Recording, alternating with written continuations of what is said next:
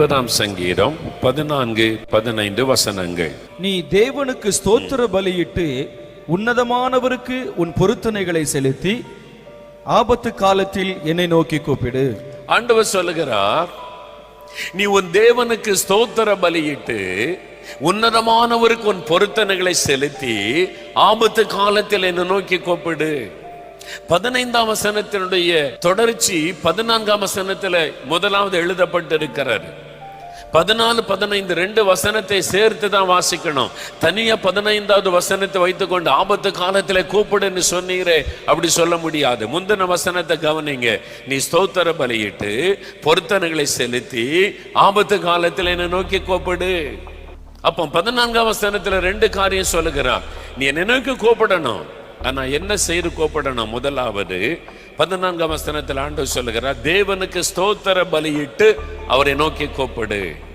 ஸ்தோத்திர பலி ஆண்டவரை துதிப்பாரு. அதனால தான் ஜெபத்துல சொல்ற, முதல்ல ஸ்தோத்திரம் பண்ணுங்க, துதிங்க அப்படின்னு சொல்ல காரணம், நம்ம எப்ப ஜெபம் பண்ணினாலும் முதலாவது ஸ்தோத்திரம் பண்ண வேண்டும்.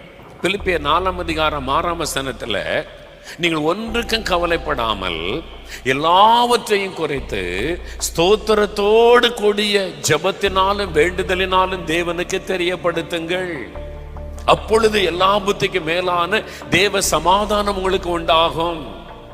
எல்லாவற்றையும் குறைத்து ஸ்தோத்திரத்தோடு கூடிய ஜெபத்தினாலும் வேண்டுதலினாலும். ஸ்தோத்திரம். அப்ப நீங்க எப்ப ஜெபம் பண்ணினாலும், எதற்காக ஜெபம் பண்ணினாலும் ஸ்தோத்திரத்தோடு கூட நீங்க ஜெபிக்க பழக வேண்டும். இயேசு மாடல் பிரேயர் சொல்லி கொடுக்கிறார். பரமண்டல ஜெபம் நம்ம சொல்ற, பரமண்டலங்களில் இருக்கிற எங்கள் பிதாவே உம்முடைய நாமம், அதான் ஸ்தோத்திரம், உம்முடைய நாமம் பரிசுத்தப்படுவதாக. ஜெபத்துல முதலாவது ஆண்டவருக்கு ஸ்தோத்திரம் செலுத்தணும். இவ்வளவு வியாதி, பிரச்சனை, கஷ்டம், நெருக்கம், இந்த பாடுகளை எங்கெங்க ஆண்டவரை துதிக்கிறாரு. முதல்ல சுகம் கொடுக்கட்டும், அவரை துதிக்கலாம். விடுதலை கொடுக்கட்டும், ஆண்டவரை துதிக்கலாம். இல்ல நீங்க ஸ்தோத்திரத்தோட ஜெபிச்சாதான் விடுதலை. இவ்வளவு பிரச்சனைக்கு மத்தியில எப்படிங்க ஸ்தோத்திரம் சொல்ல முடியும்? இவ்வளவு பிரச்சனைக்கு மத்தியிலையும் உங்களுடைய ஜீவனை அவர் பாதுகாத்து நடத்துகிறாரு, அதற்காக ஸ்தோத்திரம் பண்ணுங்க. இவ்வளவு பிரச்சனைக்கு மத்தியிலும் நீங்க விசுவாசத்தை விட்டு வலுவாதபடி உங்களை காத்து கொண்டாரே, அதற்காக ஸ்தோத்திரம் பண்ணுங்க. இவ்வளவு பிரச்சனைக்கு நடுவிலும் ஆண்டவர் உங்களை வெட்கப்பட விடாதபடி நான் உன் ஜெபத்தை கேட்பேன்ற ஒரு நம்பிக்கை கொடுத்திருக்கிறாரு, அதற்காக ஸ்தோத்திரம் பண்ணுங்க.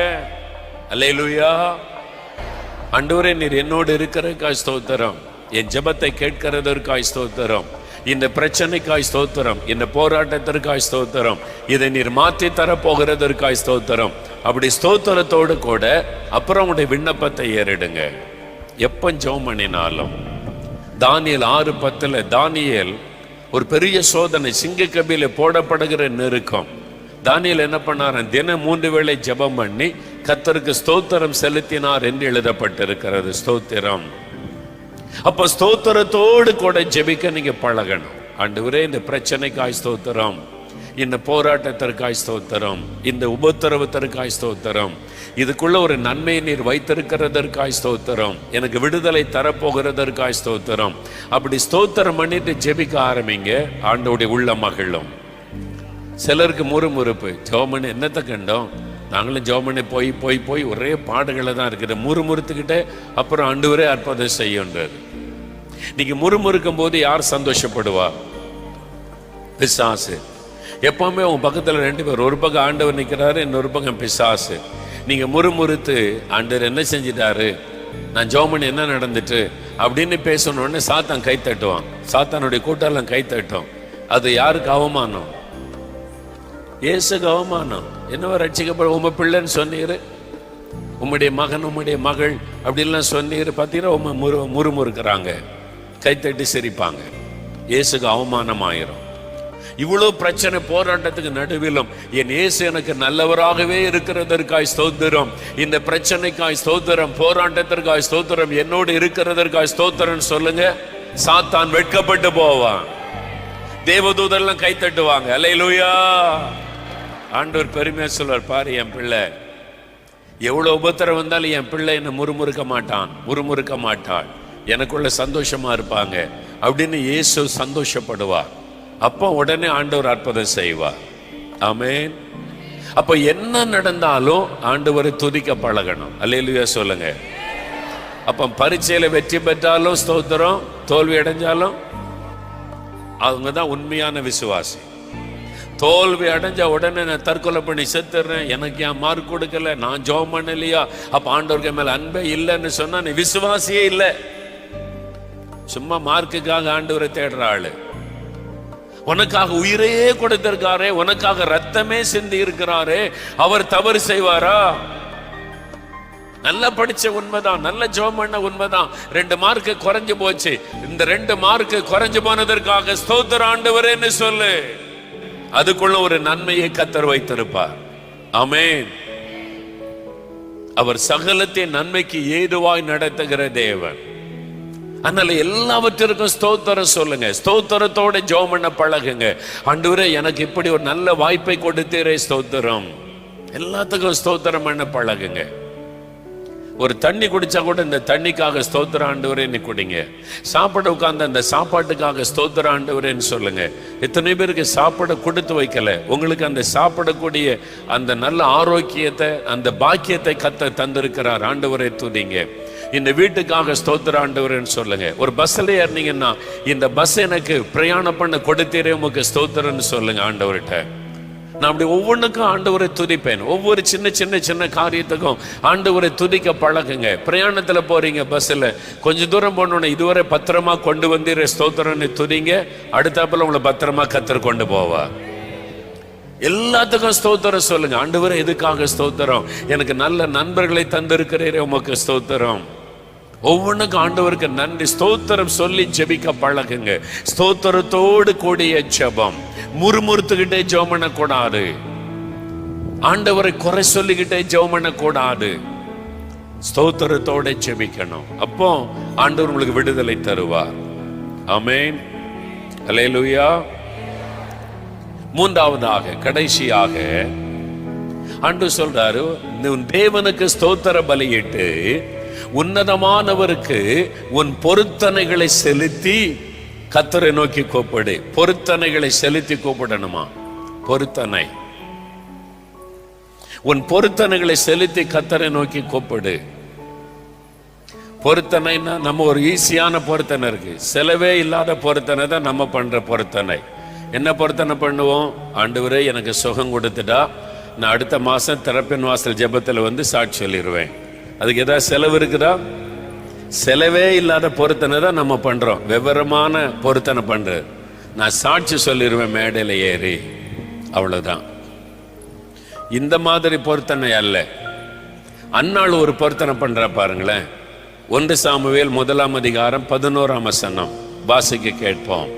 சேனைகளின் கர்த்தாவே, தேவரீர் உம்முடைய அடியாளின் சிறுமையை கண்ணோக்கி பார்த்து உம்முடைய அடியாளை மறவாமல் நினைத்தருளி உமது அடியாளுக்கு ஒரு ஆண் பிள்ளையை கொடுத்தால் அவன் உயிரோடு இருக்கும் சகல நாளும் நான் அவனை கர்த்தருக்கு ஒப்பு கொடுப்பேன். அவன் தலையின் மேல் சவரகன் கத்தி படுவதில்லை என்று ஒரு பொருத்தனை பண்ணினாள். அன்னாள் ஒரு ஜெபம் பண்ணுகிறாள். தேவ சமத்திலிருந்து அழுது ஜெபம் பண்ணுகிறா. ரொம்ப மனதை ஊற்றி ஜெபம் பண்ணுகிறாள். என்ன அவளுக்கு ஒரு நிந்தை, அவளுடைய சக்களத்தினால் உண்டான நிந்தை, குழந்தை இல்லாததுனால ஒரு நிந்தை, அவளுடைய பரிகாசம் பண்ணப்பட்டு நிந்திக்கப்பட்டு சிறுமைப்பட்ட நிலைமையில போய் ஆண்டவரிடத்துல ஜெபம் பண்ணுகிறாள். அப்போ ஒரு பொருத்தனை பண்ணுகிறாள். என்ன பொருத்தனை பண்ற பாருங்க. ஆண்டவரே எனக்கு ஒரு குழந்தையை தந்துட்டா என் குழந்தைய கூட்டிட்டு போய் ஊர் ஊரா நான் சாட்சி சொல்லுவேன், சர்ச்சில் போய் ஒரு நேரம் சாட்சி சொல்லிடுறேன் அப்படின்னு பொருத்தனை பண்ணாளா? நம்ம அப்படிதான் பொருத்தனை பண்ணோம். குழந்தைய கொண்டு போய் மேடையில போய் சாட்சி சொல்லிடுவோம். ஆண்டவரே செலவே இல்லை பார்த்தீங்களா? ஆனா அன்னாளுடைய பொருத்தனை கவனிங்க. ஒரு ஆண் பிள்ளையை கொடுத்தால் அந்த ஒரு ஆண் பிள்ளையை நான் உமக்கே கொடுத்து விடுவேன். அல்லேலூயா. ஒரு ஆண் பிள்ளையை நீர் கொடுத்தால் அந்த ஒரு பிள்ளையை நான் உமக்கே தந்து விடுவேன். நீர் கொடுக்கிற அந்த ஆசீர்வாதத்தை நான் உமக்கே கொடுத்து விடுவேன். அப்ப அவளுடைய உள்ளத்தினுடைய வேதனை என்ன? அவள் மலடி என்று நிந்திக்கப்படுகிறாள், பரிகாசம் பண்ணப்படுகிறாள். அந்த நிந்தை மாறினால் போதும். அதுக்காகத்தான் ஜெபம் பண்ணுகிறாள். இந்த நிந்தை மாறணும். அதனால் அவள் ஒரு பிள்ளையை தாரும், அதை உமக்கே தந்து விடுகிறேன். 2 கேட்டிருக்கலாம். இல்லை ஆண்டவரே 2 பிள்ளையை தாரோம், 1 உமக்கு 1 எனக்கு அப்படின்னு ஜெபம் பண்ணி இருக்கலாம். 2 பிள்ளையை தாரோம், 1 பிள்ளை உமக்கு கொடுப்பேன், 1 பிள்ளையை நான் வளர்த்துக்கிறேன். அண்ணா அப்படி சொல்ல, 1 ஆண் பிள்ளையை தாரோம், அதை உமக்கே தந்துடுறேன், ஆண் பிள்ளை என்று குறிப்பா கேட்கிறா பாருங்க. அப்போ அண்ணாளுக்கு பெண் பிள்ளை என்ன பிடிக்காதா? அப்படி கிடையாது. பெண் பிள்ளைகளை கொண்டு போய் ஆலயத்தில் விட முடியாது ஊழியத்துக்குன்னு. ஆண் பிள்ளைன்னா தான் சர்ச்சில் கொண்டு விட முடியும். அன்றைக்கு ஆலயத்தில் ஊழியத்துக்காக பெண் பிள்ளைகள் போய் ஆலயத்தில் ஊழியம் செய்ய முடியாது. அதனாலதான் அவன் கேட்கிறா, 1 ஆண் பிள்ளையை தாரும், அதை உமக்கே நான் தந்துருவேன். சொன்ன மாதிரியே பொருத்தனையை நிறைவேற்ற அந்த பிள்ளை பால் மறந்த உடனே கொண்டு வந்து ஏலிகிட்ட கொண்டு வந்து, இது கத்தர் கொடுத்த குழந்தை, நான் பொருத்தனை பண்ண குழந்தை, ஊழியத்துக்கு வைத்து கொடுங்கள் என்று கொடுத்து விட்டாள். எல்லாரும் அறிந்த ஒரு சம்பவம். அவள் பொருத்தனை பண்ணி ஜெபம் பண்ணினாள். பாருங்களேன், 1 ஆண் பிள்ளையை தாரும், உமக்கே தந்துடுறேன். ஆண்டவர் என்ன பண்ணாரு? 1 ஆண் பிள்ளையை முதலாவது கொடுத்தார். அதோடு நிறுத்திட்டாரா? நீங்க தொடர்ந்து வாசித்து பாருங்க. 2ஆம் அதிகாரத்துல அன்னாளுக்கு ஆண்டவர் பல குழந்தைகளை கொடுத்தார். அல்லேலூயா, அல்லேலூயா. பொருத்தனையை நிறைவேற்றின உடனே கர்த்தர் அன்னாளை ஆசீர்வதிக்க ஆரம்பித்து விட்டார். பொருத்தனை பண்ண கரெக்டா நிறைவேற்றணும். சிலர் எல்லா ஜபத்திலையும் பொருத்தனை, எல்லா கூட்டத்திலையும் பொருத்தனை பண்ணிடுவாங்க, அப்புறம் இவங்களே மறந்துடுவாங்க என்ன பொருத்தனை பண்ணு. ஒரு அம்மா ஜெபிக்க வந்தாங்க. ஐயா, என் பிள்ளைக்கா ஜெபிக்கணும், பேரனுக்கா ஜெபிக்கணும், அந்த ஜெபம் இந்த ஜெபம், ஒன்றும் ஜெபத்துக்கு ஆண்டவர் ஒன்றும் பதிலே தரமாட்டேங்கிறார் ஐயா, ஜெபம் பண்ணிப்பு தான் பார்க்குற, ஒன்றும் நடக்க மாட்டேங்குது அப்படின்னு ரொம்ப வருத்தத்தோடு சொன்னாங்க. ஏன் ஆண்டவர் அவ்வளோ ஜெபிக்கிற ஒரு தாயாராக இருக்கிறாங்க, ரொம்ப காலமாக ஜெபிக்கிறேன்றாங்க, ஏன் ஒன்றும் நடக்க மாட்டேங்குது? ஆண்டவர் சொன்னார், இவ வாயினாலே தான் இவளுக்கு சாபத்தை வருவித்து கொண்டாடினார். ஏன் ஆண்டவரேன்னு கேட்டா, அவன் எவ்வளோ பொருத்தனை பண்ணான்னு கேளுன்னு சொன்னார். கேட்டேன், பாட்டியம்மா நீங்க பொருத்தனை பண்ணி ஜெபம் பண்ணீங்களா? ஆமையா, நான் எப்போ ஜெபிச்சாலும் பொருத்தனை பண்ணி தான் ஜெபம் பண்ணுவேன். நாங்க பொருத்தனை நிறைவேற்றினீங்களா? பதிலே இல்லை. ஜெபம் பண்ணும் போதெல்லாம் பொருத்தனை ஜெபம், ஆனா பொருத்தனையை நிறைவேற்றுவதில்லை. அன்னாள் அப்படி இல்லை, பொருத்தனை பண்ணினாள், கரெக்டா நிறைவேற்றி விட்டாள். பாருங்க, பிரசங்கி 5ஆம் அதிகாரம் 4, 5, 6 வசனம் பாருங்க. நீ தேவனுக்கு ஒரு பொருத்தனை பண்ணி கொண்டால் அதை செலுத்த தாமதியாதே, அவர் மூடரில் பிரியப்படுகிறதில்லை. நீ நேர்ந்து கொண்டதை செய். நீ நேர்ந்து கொண்டதை செய்யாமற் போவதை பார்க்கிலும் நேர்ந்து கொள்ளாதிருப்பதே நலம். நீ தேவனுக்கு ஒரு பொருத்தனை பண்ணி கொண்டால் அதை செலுத்த தாமதியாதே. ஆண்டவருக்கு நான் இதை செய்வேன், இந்த சர்ச்சுக்கு இதை செய்வேன், இந்த ஊழியத்துக்கு இதை செய்வேன், மிஷனரிக்கு இதை செய்வேன், ஒரு ஆலயத்தை நான் கட்டுவேன், நான் இந்த காரியத்தை கர்த்தருக்காக செய்வேன், நீ பொருத்தனை பண்ணிட்டா தாமதிக்க கூடாது. ஆண்டவர் நிறைவேற்றின உடனே அந்த பொருத்தனையை ஒழுங்கா நிறைவேற்றணும். ஆண்டவர் உங்களுடைய வார்த்தையை நம்பி ஒரு அற்புதம் செய்கிறார், நீங்க அதுல உண்மையா இருக்கணும், அந்த உடனே செலுத்தணும்.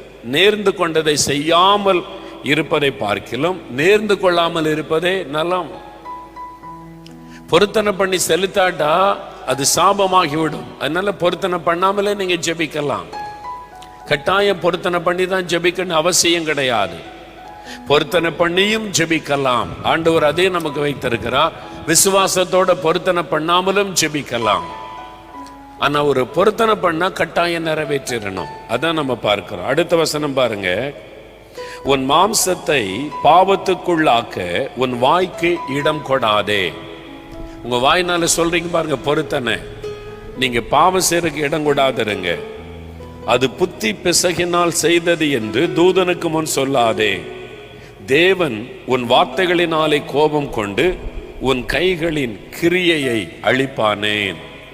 தேவன் உன் வார்த்தையினாலே கோபம் கொண்டு உன் கரத்தின் கிரியைகளை அழித்து போடுவார். ஏன் நஷ்டம், ஏன் கடன் பிரச்சனை, ஏன் வறுமை, ஏன் காரியங்கள்ல செழிப்பை பார்க்க முடியல?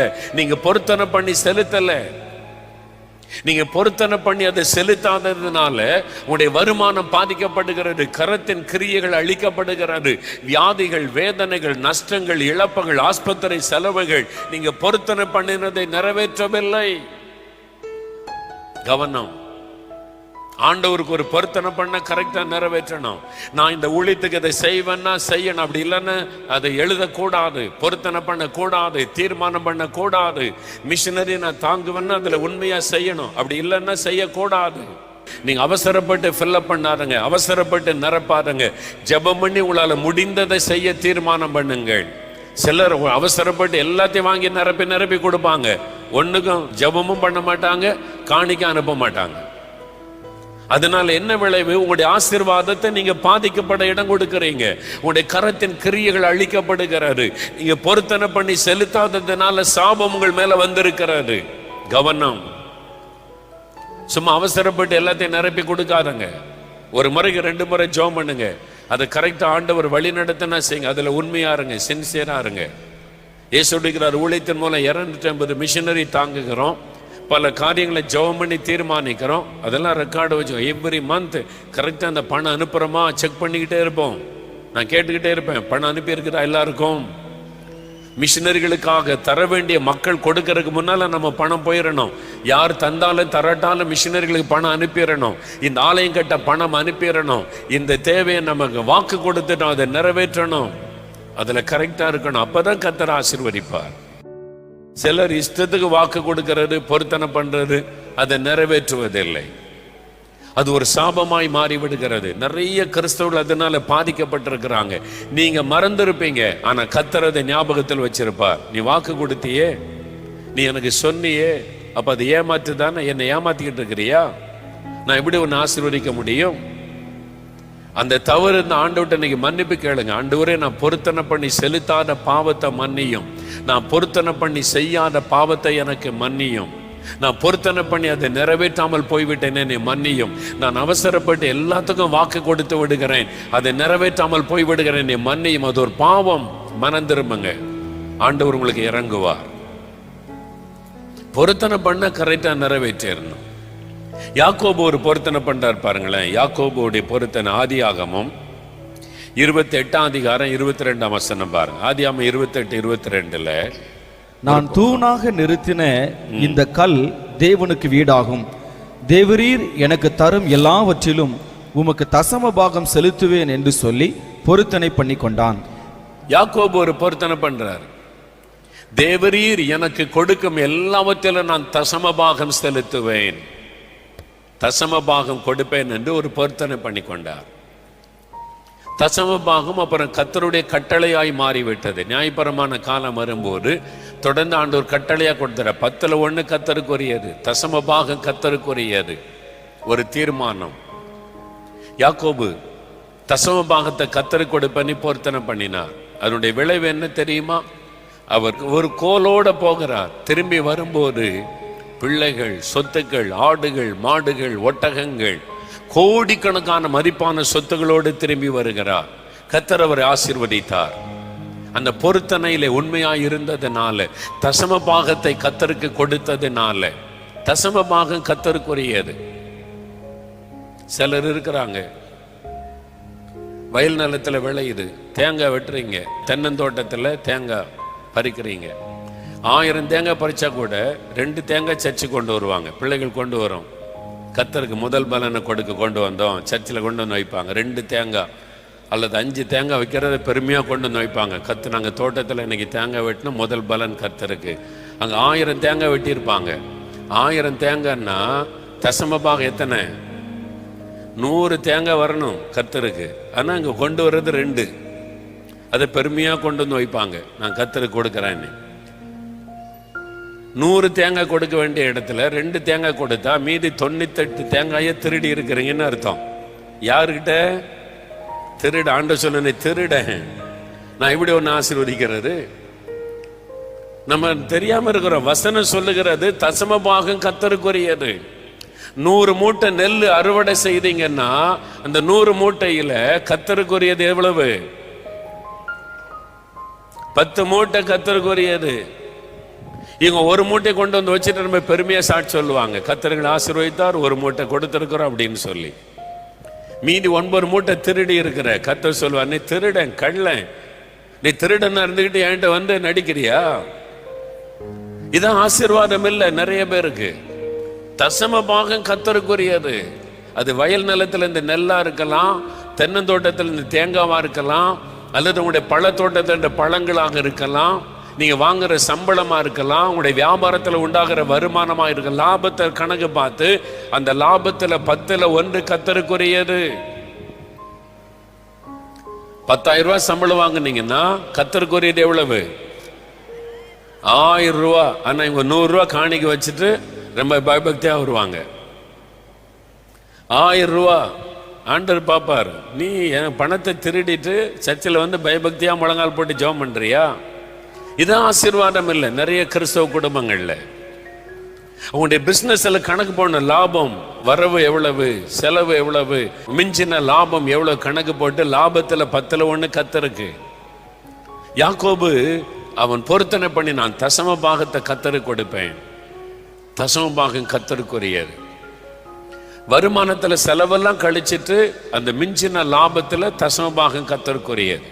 அப்படி கொடுக்காட்டா அது திருடு, அது கர்த்தரை ஏமாத்துறதுன்னு அர்த்தம், கர்த்தர்கிட்ட திருடுறதுன்னு அர்த்தம். மல்கியா 3ஆம் அதிகாரத்தில் சொல்றார், நீங்க எல்லாம் என்ன வஞ்சிக்கிறீங்க. எதனால வஞ்சிக்கிறோம்னா தசம பாகத்துல காணிக்கையிலையும்.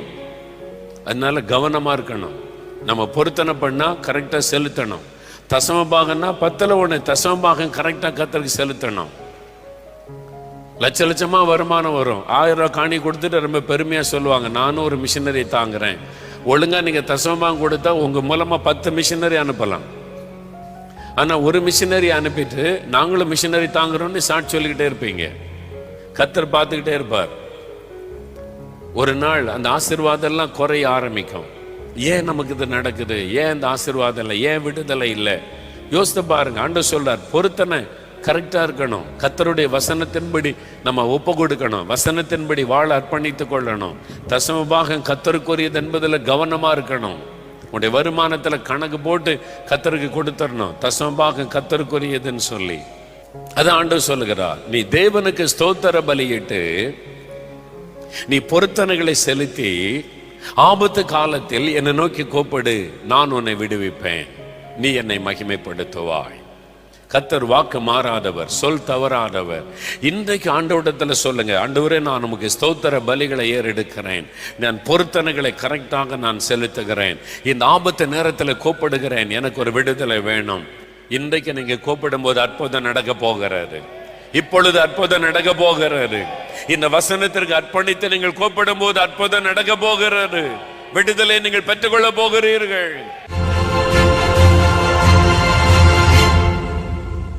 பிரியமானவர்களே, இயேசு கிறிஸ்துவின் நாமத்தில் நான் உங்களை வாழ்த்துகிறேன்.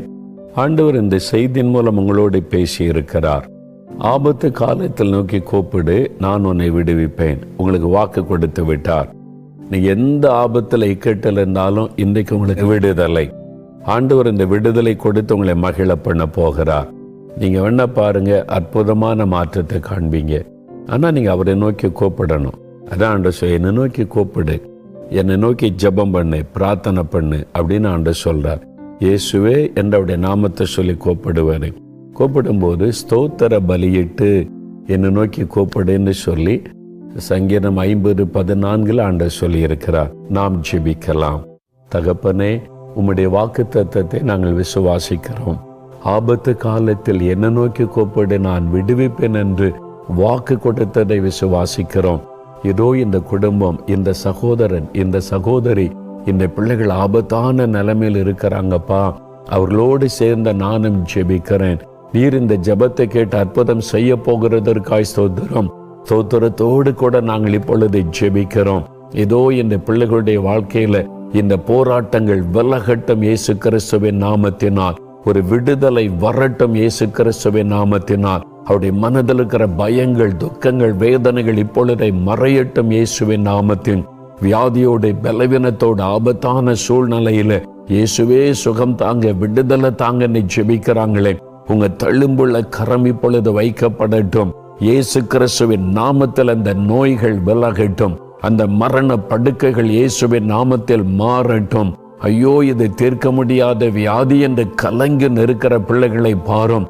உம்மால் தீர்க்க முடியாத வியாதி ஒன்றுமில்லை. இயேசு கிறிஸ்துவின் நாமத்தில் இந்த நோய்கள் விலகி போகட்டும். சாப கட்டுகள் அறுக்கப்படட்டும். பொல்லாத ஆவி இந்த பிள்ளைகளுக்கு விரோதமாய் செய்கிற எல்லா பிசாசின் கிரியைகளும், தந்திர மந்திர வல்லமைகள் எரியட்டும் இயேசு கிறிஸ்துவின் நாமத்தில். அவைகள் எல்லாம் அழியட்டும். ஒரு விடுதலை வரட்டும். பொல்லாத ஆவிகள் வெளியேறி போகட்டும். பயத்தின் ஆவிகள், தற்கொலை தோண்டுகிற ஆவிகள் இதோ இயேசுவின் நாமத்தில் வெளியேறுகிறதற்காய் ஸ்தோத்திரம். பண தேவைகளை சந்தியும், அடைக்கப்பட்ட வாசலை திறந்து தாரும். எல்லா சூழ்நிலைகளும் மாறட்டும். அற்புதங்களை கண்ட மகளை செய்யும். கர்த்தர் அப்படி ஆசீர்வதித்ததற்காய் உமக்கு ஸ்தோத்திரம், ஸ்தோத்திரம், ஸ்தோத்திரம். இயேசு கிறிஸ்துவின் நாமத்தில் ஜெபிக்கிறோம் பிதாவே. ஆமேன், ஆமேன்.